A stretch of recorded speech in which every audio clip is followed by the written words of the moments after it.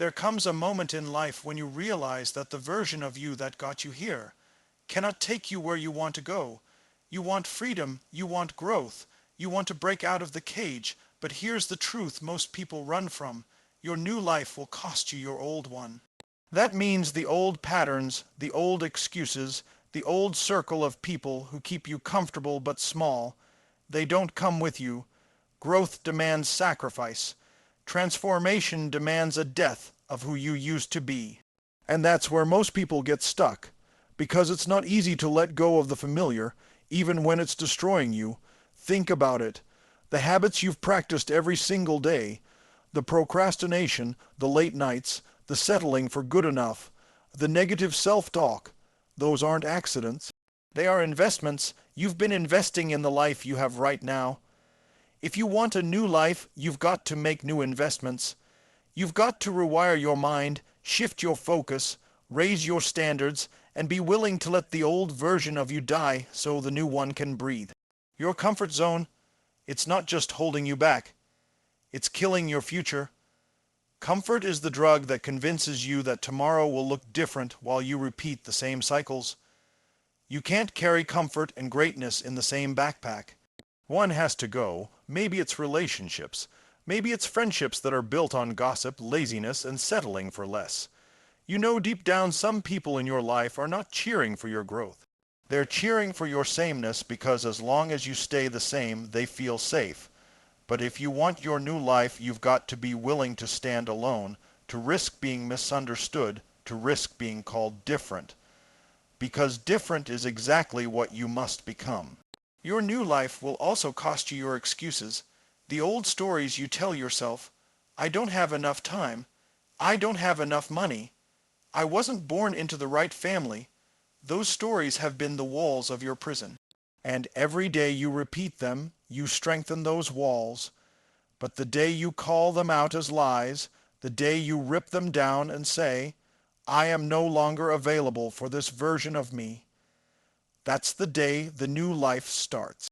But here's the warning, it will hurt. Growth always hurts. Shedding an old identity feels like loss because it is loss. You're saying goodbye to a version of yourself that's been with you for years, maybe decades. But what you gain on the other side is worth every tear, every doubt, every lonely night. You gain freedom. You gain power. You gain a life that feels like yours instead of one you've been sleepwalking through. The question is, are you willing to pay the price? Are you willing to let go of what you've outgrown? Because make no mistake, if you don't pay the price for your new life, you'll pay the price of regret for your old one. And that bill comes due every single day you stay the same. So decide today. Decide that you are done carrying the weight of your old self. Decide that you are no longer negotiating with mediocrity. Decide that your future is worth the cost of your past. Because your new life is waiting, but it cannot and will not meet you halfway.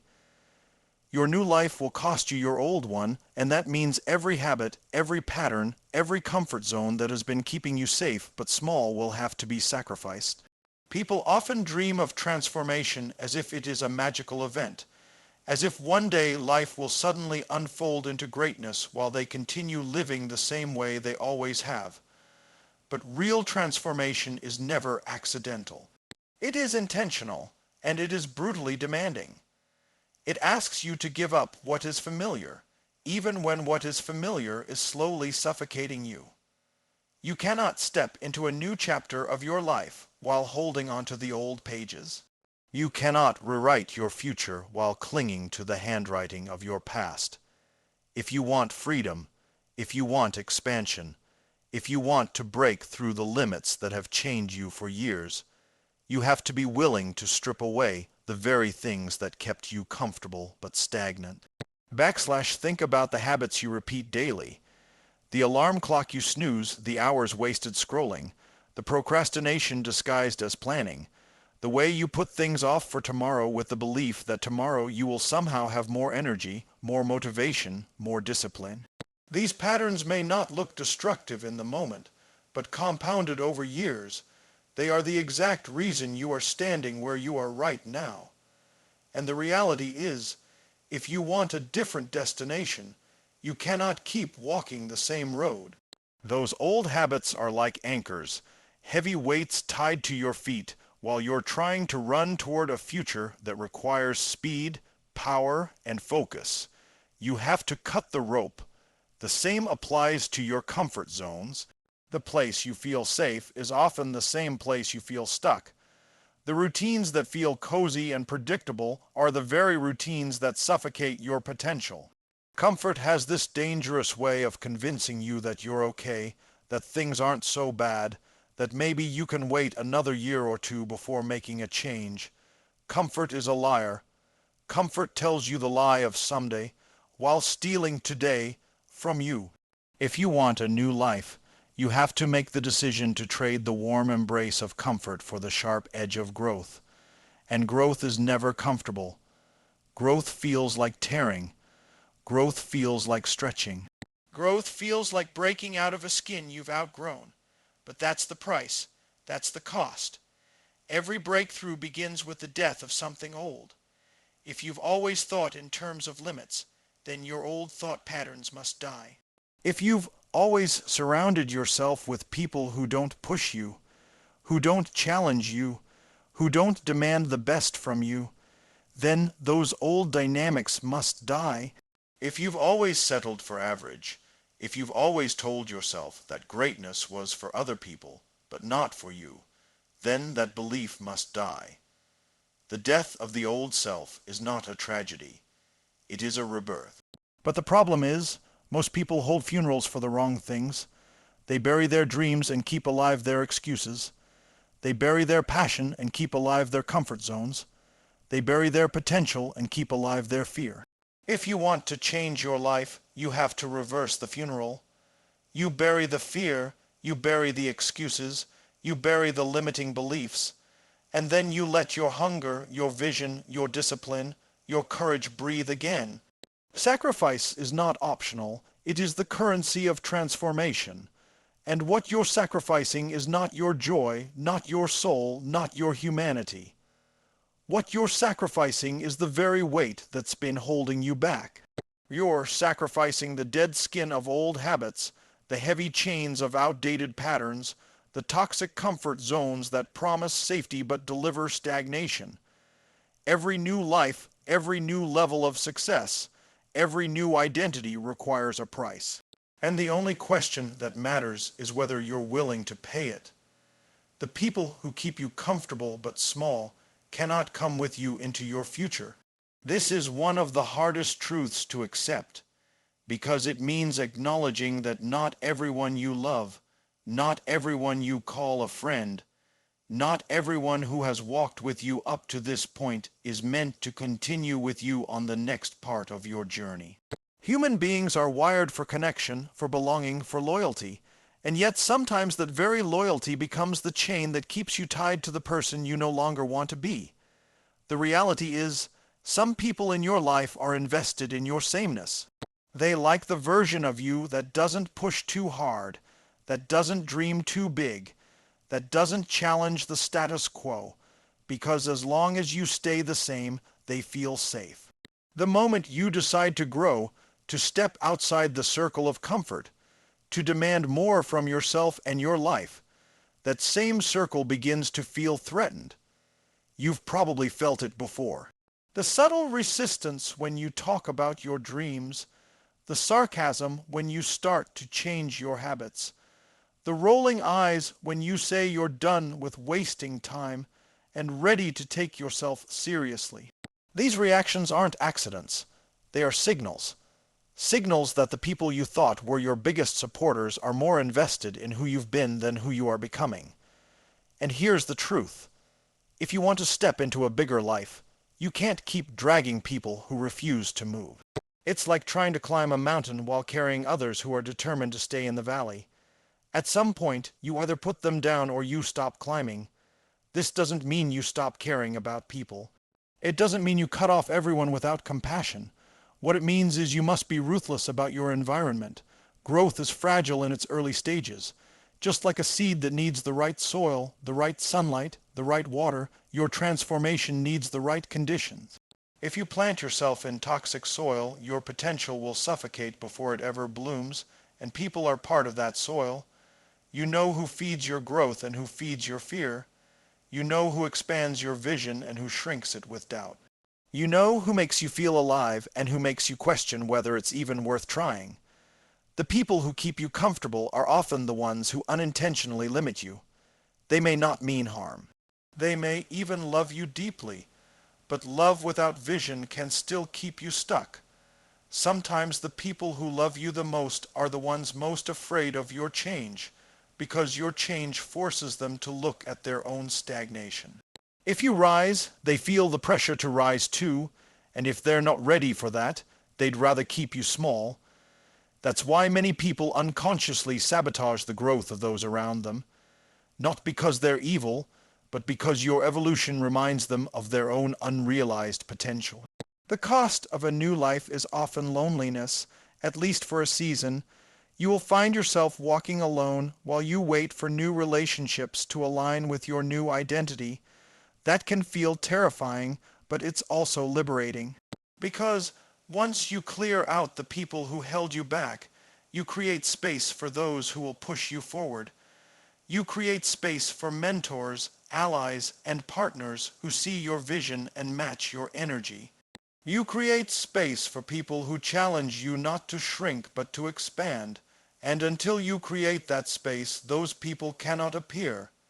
It is impossible to grow while keeping everyone happy. If your priority is to never be misunderstood, to never disappoint, to never make anyone uncomfortable, then you are choosing the comfort of others over the destiny of yourself. You cannot serve both. You either commit to staying small so everyone else feels safe, or you commit to stepping into your potential even if it means others walk away. That is the decision point every person faces when they want to change their life. Some will choose safety and familiarity. Some will choose growth and expansion. But only those who choose growth will ever know what it feels like to live a life that is truly their own. Excuses and old stories are the walls of your prison. Breaking them down is the first step to freedom. Every single person carries a narrative in their mind, a script that they replay over and over again, and that script becomes the justification for why they are where they are. It becomes the shield that protects them from change, because as long as they can point to their excuses, they don't have to take responsibility. They can tell themselves it's not their fault, it's not their time, it's not their chance. These stories are seductive because they feel like truth. They are repeated so often that they become part of identity, and soon enough a person isn't just telling themselves a story, they're living inside it.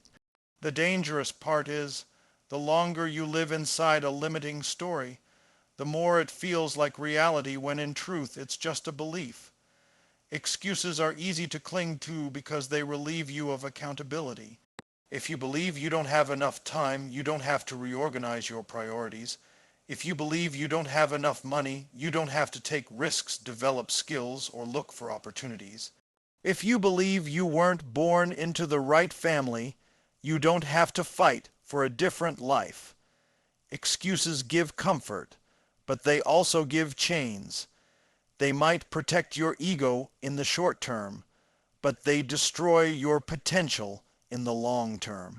Every time you tell yourself the same story, why you can't, why you won't, why it's too late, you are strengthening the bars of the prison you built. The problem isn't that life locked you in. The problem is that you're the one holding the key while pretending the door is sealed shut. Those old stories come from somewhere. Maybe they were handed down by parents who told you to play it safe. Maybe they came from failures that you never healed from. Maybe they came from a society that set limits on who you were allowed to be based on your background, your gender, your environment. But just because you inherited a story doesn't mean you have to keep reading it. You can't control the story you were handed, but you can absolutely control whether you continue to live by it. And the moment you challenge the story is the moment you begin to dismantle the prison. The mind is powerful, And when you repeat a lie long enough, it becomes your truth. But the same is also true for a new belief. If you start repeating a different narrative, if you start telling yourself that you are capable, that you are worthy, that you have what it takes, over time that becomes your truth as well. Breaking down excuses doesn't mean ignoring reality. It means refusing to let reality dictate your potential. Yes, you may not have all the resources right now, but you have resourcefulness. Yes, you may not know the path forward, but you have the capacity to learn, to adapt, to figure it out. Yes, you may have failed in the past, but failure is not a prophecy, it's a lesson. Excuses close the door, lessons open it wider. Excuses build walls, lessons build stairs. The shift is in how you choose to interpret your circumstances. Freedom begins the moment you take ownership. Ownership of your choices, ownership of your actions, ownership of your results. That doesn't mean blaming yourself for everything that ever happened. It means claiming the power to change what happens next. As long as your excuses are louder than your ownership, your life will remain small.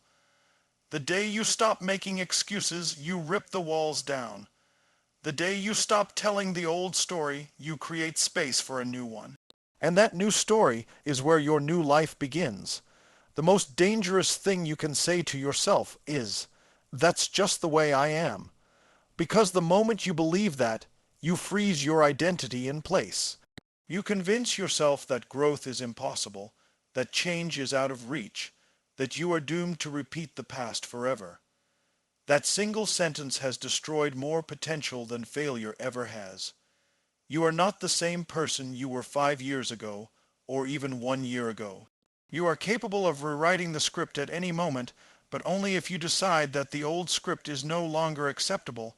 Until then, the walls remain, and you are the one keeping yourself locked inside them. Growth demands pain. The death of the old self is the birth of the new. It is impossible to step into the highest version of yourself without going through the fire of discomfort, because everything you want exists outside of what you already know. The familiar patterns, the predictable routines, the safe choices, those are what formed the old self. If you want to grow, you have to be willing to dismantle those patterns and step into unknown territory. And that process always feels like loss before it feels like gain. The old self fights to survive because identity is powerful. Even when the old version of you is built on fear, procrastination, doubt, or mediocrity, it still feels safe because it is familiar. To let it die is to walk into uncertainty, and the human mind resists that with everything it has. Growth does not feel like success in the beginning. It feels like tearing, stretching, breaking apart. It feels like sacrifice. You give up the late nights of distraction for early mornings of discipline. You trade comfort foods for the fuel your body actually needs. You give up meaningless scrolling for hours of intentional learning. You walk away from conversations that used to entertain you but now drain you. These changes feel small in isolation, but collectively they represent the burial of your old identity. They are daily funerals for the version of you that cannot walk with you into your future, and it hurts. It feels like you are losing pieces of yourself, but in reality you are making space for the version of you that has been waiting to emerge. The pain of growth is misunderstood because people expect it to feel good right away. They want the reward without the struggle, the transformation without the death. But you cannot plant a seed without burying it in the soil. The seed has to crack open, it has to break apart, it has to stop being what it was in order to become what it was always meant to be. That process looks destructive, but it is the beginning of life. The same is true for you. The moment you allow yourself to be broken open, to shed the layers that no longer serve you, you make room for expansion. But that process is messy, it's uncomfortable, and it will test your commitment to change. Pain is not the enemy, it is the signal that you are in transition. It is the evidence that you are outgrowing the cage you've been living in. Just like a snake must shed its skin or risk suffocation, you must shed your old self or risk being trapped by it forever. And just like that snake, the shedding process leaves you vulnerable for a while. You won't feel fully strong yet, you won't feel fully certain, you won't feel fully secure. That in-between stage is where most people quit, because they think vulnerability means weakness. But vulnerability in growth is strength. It's proof that you are no longer hiding behind who you were, you are stepping into who you are becoming. The old self whispers in your ear every time you try to grow. It tells you to quit when it gets hard, to retreat when it gets uncomfortable, to go back to what is safe. But if you keep listening, you stay trapped. The only way forward is to accept the pain as part of the process, to embrace it as the cost of expansion. The people who reach new levels in life are not the ones who avoid pain, they are the ones who endure it, who lean into it, who use it as fuel. Pain becomes the proof that you are alive, that you are moving, that you are no longer asleep in the comfort of the old self. Every moment of growth requires you to choose between the pain of change and the pain of staying the same. Staying the same might feel easier in the moment, but it brings the slow agony of regret, the daily ache of unrealized potential. Change hurts, but it hurts with purpose. It hurts in a way that builds strength, in a way that prepares you, in a way that carves out the space for the new self to live. That is why the death of the old self is not something to fear, but something to embrace. It is the necessary process of making room for the life you were always meant to live. If you don't pay the price for your new life, you'll pay the price of regret for your old one. Life will always demand a cost, whether you realize it or not. Every choice you make is a transaction, and every day you are either investing in your future or mortgaging it away to your comfort. The illusion is that doing nothing costs nothing, when in reality, doing nothing is the most expensive decision of all. Time doesn't stop. Opportunities don't wait. Potential doesn't stay still. Each moment you refuse to grow, you are silently paying the price of regret. And that bill is heavier than any sacrifice growth will ever ask of you. The price of growth is discipline, sacrifice, and persistence.